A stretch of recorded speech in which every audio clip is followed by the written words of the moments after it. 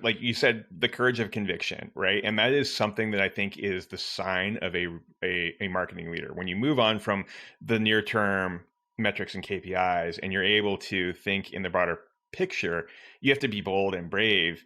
And it's so difficult because you're absolutely right. You need to do what's right for the company, and there's no shortcuts in that. And juxtapose that with the average tenure of a CMO or a marketing leader, it's getting shorter and shorter. Getting And short. it's just, when you talk to CEOs, it's like, guys, what are you thinking? You need to make, I think this is maybe a lesson for the CEOs listening. Like you need to make long-term bets on your marketing leaders and, believe in them. And then, look at the short term, but keep the long-term in mind.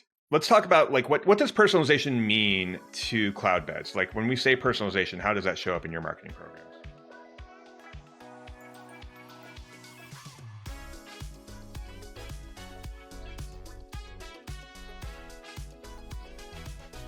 So first, let's define what we believe is personalization, right?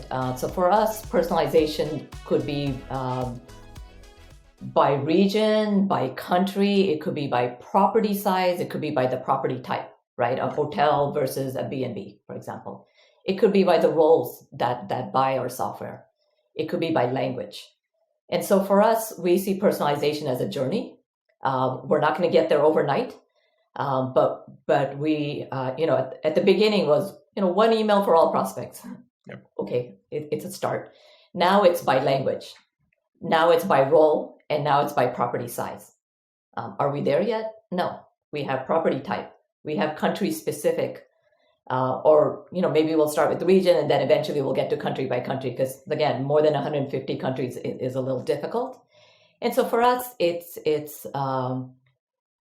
going phase by phase, realizing that we'll never get there, but eventually we want to be as local and as relevant as possible. That ultimately is what converts.